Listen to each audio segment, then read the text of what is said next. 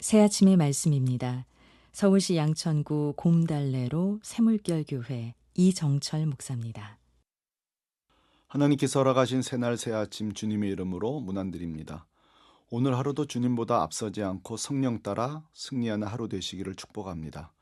마태복음 19장 16절에서 23절로 모조품에 인생 걸지 말자 제목으로 말씀 전하겠습니다.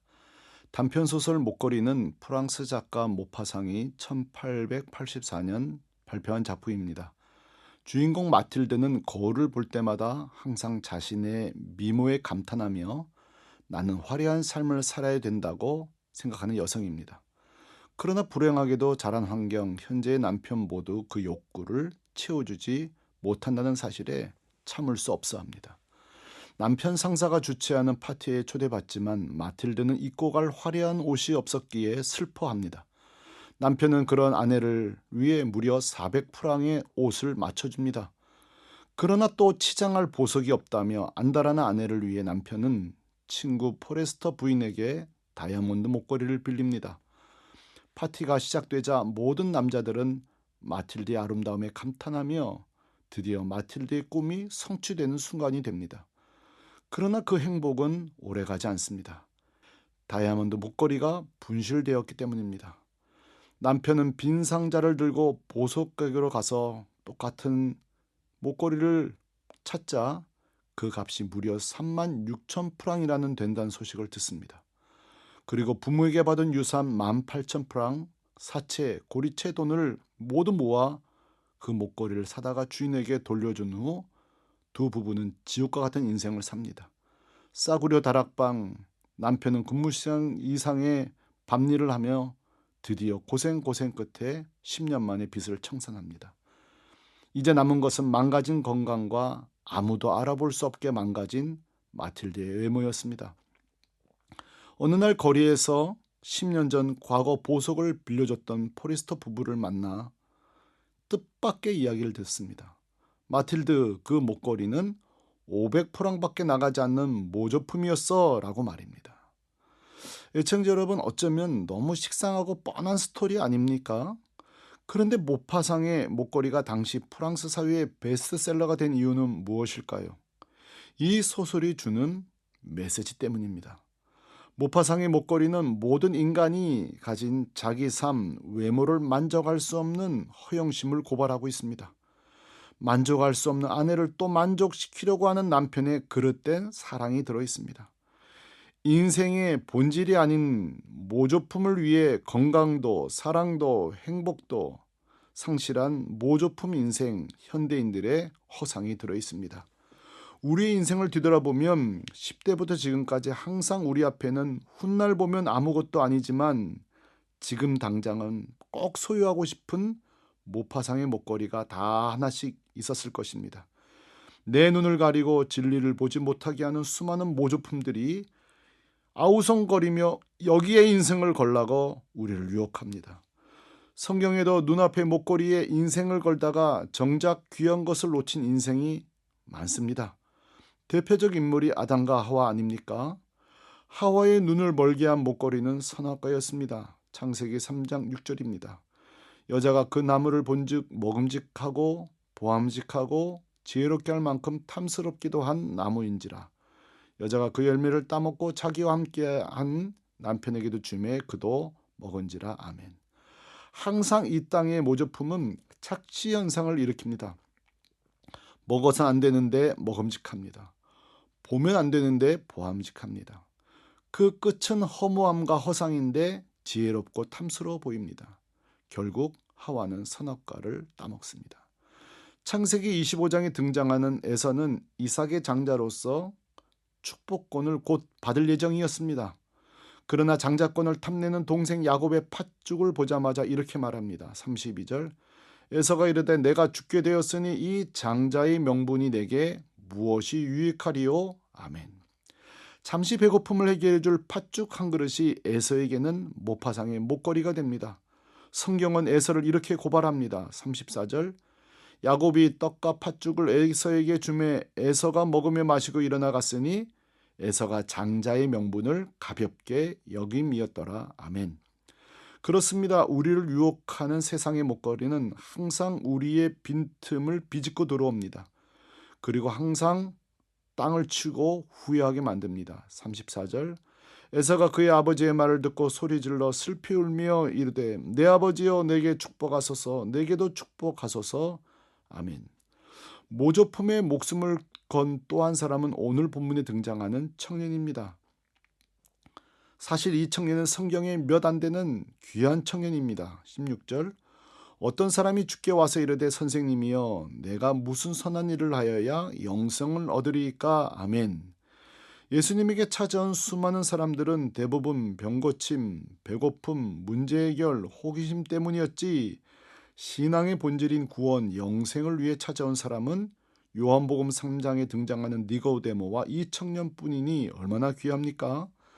청년을 귀하게 여기신 예수님이 대화하시면서 한 가지 결함을 발견하는데 그것은 바로 자신의 힘으로 구원 영생을 이루어 보고자 하는 청년의 태도였습니다. 애청자 여러분, 잠시 점검하고 넘어가길 바랍니다. 우리의 구원이 우리의 힘입니까?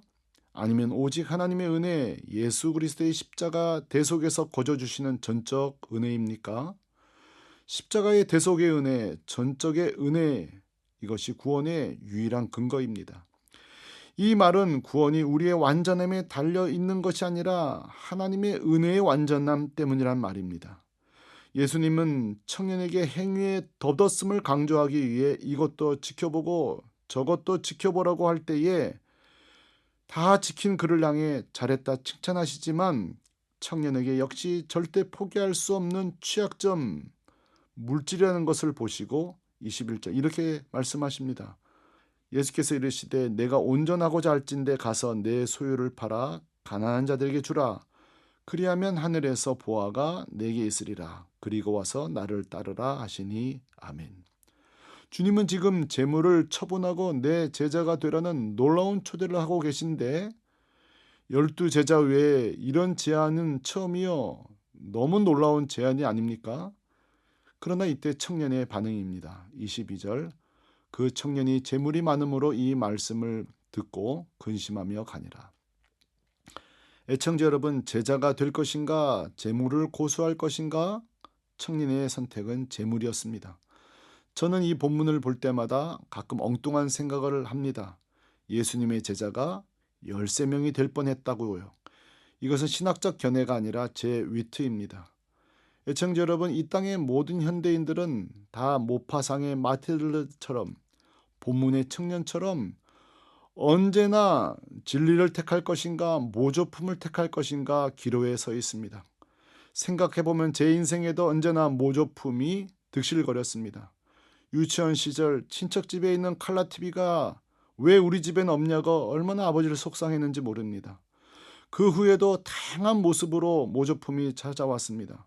초등 시절 친구의 메이커 신발, 돈을 벌어야 했던 대학 시절 친구의 해외여행, 유학 가는 친구들, 큰 교회 섬기는 목사들, 항상 모조품은 내 곁에 저를 향해 두 손 들고 유혹하고 있었습니다. 그러나 반면 모조품을 이기고 진품을 선택한 자들도 많습니다. 모두 우상을 섬길 때 여호수아가 단호하게 말합니다. 여호수아 24장 15절입니다. 만일 여호와를 섬기는 것이 너에게 좋지 않게 보이거든 너희 조상들이 강 저쪽에 섬기던 신이든지 또는 너희가 거주하는 땅에 있는 아모리 족속의 신이든지 너희가 섬길 자를 오늘 택하라. 오직 나와 내 집은 여호와를 섬기겠노라 하니. 아멘. 마태복음 13장에도 등장합니다. 천국은 마치 밭에 감춘 보화와 같으니 사람이 이를 발견한 후 숨겨두고 기뻐하며 돌아가서 자기의 소유를 다 팔아 그 밭을 사느니라. 아멘. 바울의 영적 아들 디모데도 마찬가지입니다. 디모데는 4장 7절. 망령되고 허탄한 신화를 버리고 경건에 이르도록 내 자신을 연단하라. 아멘. 모두 모조품 앞에 진리를 택한 자들입니다. 과거 제가 섬기던 교회에 신경과 치과 의사 부부 장로님 권사님이 계셨습니다. 정말 사치하지 않고 열심히 사는 부부신데 두 분은 환갑 날만 기다렸습니다. 처음으로 우리를 위해 돈을 쓰자고 하시면서 환갑 여행을 준비했기 때문입니다. 그런데 어느 날 선교 편지를 받고 심장병과 개안 수술 요청을 받습니다. 그리고 두 분이 깊이 기도한 후에 모든 여행을 취소하고 그 비용으로 심장병 3명, 5명의 어린이들 눈을 뜨게 해주는 개안 수술비로 사용하셨습니다. 제가 섭섭하지 않냐고 물었더니 환갑만 기다렸기에 어떻게 섭섭하지 않겠어요? 라고 말씀하시지만 해외여행의 기쁨이 현재 우리의 기쁨보다 더 클까요? 말씀하시며 웃으셨습니다. 애청자 여러분, 세상 보면 하고 싶은 거, 사고 싶은 게 참 많습니다. 필요한 건 사야죠. 그러나 나도 한 번쯤 영원한 것을 위해 영원하지 않은 모조품에 목숨 걸지 않고 내려놓는 체험을 해야 되지 않겠습니까? 영원히 쇠하지 않는 영생, 천국 붙잡고 이 세상의 수많은 모조품 속에서도 진실 붙잡고 근사하게 살아가는 여러분 되시기를 축복합니다. 아멘. 새 아침의 말씀, 서울시 양천구 곰달래로 새물결교회 이정철 목사였습니다.